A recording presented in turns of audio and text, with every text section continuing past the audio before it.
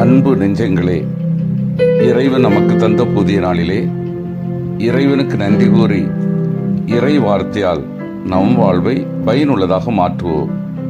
இறைவன் நம் அனைவரை நிறைவாக ஆசீர்வதித்து பாதுகாத்து வழி நடத்துவாராக. இன்றைய சிந்தனை: இயேசு தம் சாவை முதன்முறை முன் அறிவிக்கின்றார். லூக்கா நற்செய்தி நூல் பிரிவு 9, இறை சொற்றொடர்கள் 22 முதல் 25 முடிய. இதன் விளக்கம் அறிவோம். தம்மை மெசியா என சீடர்கள் அடையாளம் கண்டு கொண்டதை ஆண்டவர் ஏற்றுக்கொண்டார். ஆனால் அவர்களுடைய எண்ணத்திலும் மெசியாவானவர் ஓர் உன்னத ஆட்சியை நிறுவுவார், அதில் தங்களுக்கு மேன்மையான பதவிகள் கிடைக்கும் என்ற எதிர்பார்ப்பு இருந்தது. இருப்பினும் இயேசு வரப்போகும் தம் துன்பங்கள் குறித்து உள்ள செய்தியை தயக்கமின்றி கூறுகிறார். இத்துன்பங்கள் சமய தலைவர்களால் வரும், ஆனால் அவர்கள் அதை அரசியல் சதியால் ஆட்சியாளரான ரோமையரை கொண்டு சாதிப்பார்கள். தம் துன்பங்கள் மெசியா ஆனவர் மானிட மகன் என்பதாலே தமக்கு வருபவை என்கிறார். ஏனெனில் அவர் அநியாயமாக துன்பத்துக்குள்ளாவார் அனைவரின் சார்பால என்று முன் குறிக்கப்பட்டுள்ளதை அறிவோம். அன்பார்ந்தவர்களே, இயேசுவின் பாடுகளை அவர் முன் அறிவிக்க அதற்காக தாமே வினாக்களை எழுப்பி அவற்றுக்கு பதில் அளிப்பதன் மூலம் தம் திட்டத்தை இயேசு சீடர்களுக்கு வெளியிட்டார். சீடர்களின் குறிக்கோள் பணி பெறுவதா பணி புரிவதா என்பதுதான் சீடருக்கு விடப்படும் சவால். ஆறுதல் பெறுவதற்கன்று, ஆறுதல் அளிப்பதற்கு; புரிந்து கொள்ளப்படுவதற்கன்று, புரிந்து கொள்வதற்கு; அன்பு பெறுவதற்கன்று, அன்பு கொடுப்பதற்கு என்ற ஜெபம் இயேசுவின் சீடத்திற்கு விளக்கம் அளிக்கிறது. சிறு பருவத்திலிருந்தே கிறிஸ்தவர்கள் சீடத்துவ அழைப்பின் பொருளை உணர்ந்து தங்களே மையமாக வைத்து பெற்றோரையும் பிறரையும் தங்கள் விருப்பு வெறுப்புகளுக்கு அடிமைப்படுவதை விடுத்து எல்லோருக்கும் தாங்கள் பணியாளர் என்பதை தங்கள் நடத்தையில் காட்ட வேண்டும். எல்லோரும் இன்புற்றிருக்க நினைப்பதே அல்லாமல் வேறொன்றறியேன் பராபரமே என்ற உணர்வு வளர வேண்டும். நாம் சிலுவைகளை தேடிக்கொண்டு செல்ல வேண்டியதில்லை. அவை அன்றாடம் நம் வாழ்வோடு இரண்டர கலந்து விடுகின்றன. எனவே இவற்றை நாம் இறை திட்டத்துக்கு பணிந்து ஏற்றுக்கொள்ள வேண்டும். ஒவ்வொருவரும் தம் விருப்பப்படி வாழ்க்கையை வாழ விரும்பும்போது சில குறுக்கீடுகள் எதிர்படுவதுண்டு. எடுத்துக்காட்டாக, கொடிய நோய்வாய்ப்பட்ட ஒரு குழந்தை அல்லது எதிர்பாரா வாழ்க்கை திருப்பங்கள். இவற்றை மகிழ்வோடு ஏற்று நடப்பதுவே அன்றாட சிலுவைகளை சுமப்பதாகும்.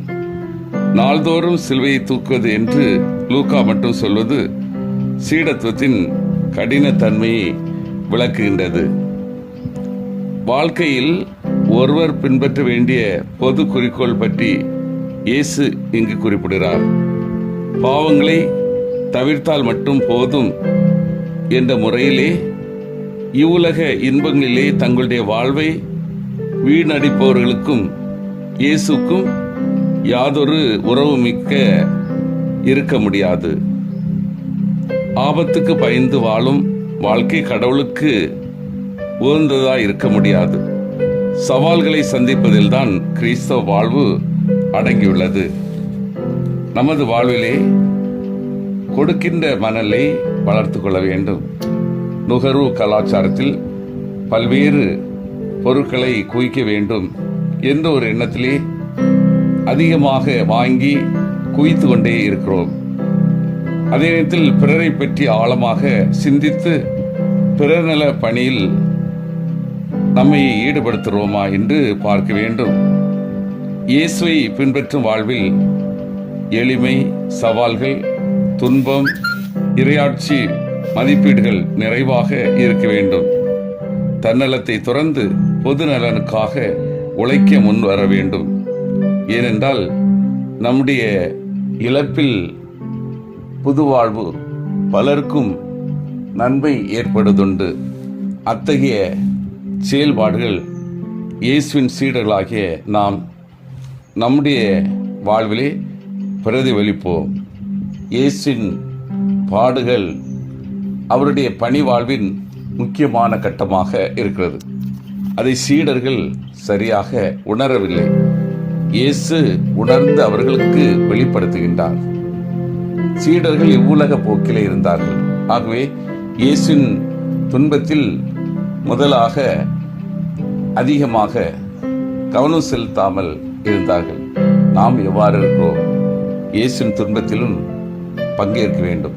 இந்த தவக்காலத்தில் இயேசுவின் துன்பத்திலும் பங்கேற்க வேண்டும். எதற்காக இயேசுவின் துன்பம்? எதற்காக இயேசுவின் பாடுகள்? இதை நாம் உள்ளத்திலே பதித்து நம்முடைய பலவீனங்கள், பாவச்செயல்கள், குறைபாடுகள், தன்னலம் இவற்றையெல்லாம் களைந்து பொது நலனுக்காக உழைக்க வேண்டும். மனித நேயத்திற்காக நம்மை ஈடுபடுத்த வேண்டும். அதனால் ஏற்படும் இழப்புகள், துன்பங்கள், வேதனைகள் இவற்றை மன உறுதியோடு தாங்கிக் கொள்வோம். சிந்தித்து தியானித்து செயல்படுவோம். நான் இயேசுவின் பாடுகளில் ஆர்வமாக பங்கேற்கின்றேனா? நான் இயேசுவின் உண்மையான சீடராக திகழ்கின்றேனா? இயேசுவின் பணியை தொடர துன்பத்தை மகிழ்வோடு நான் ஏற்றுக்கொள்கின்றேனா? மன்றாடுவோமாக.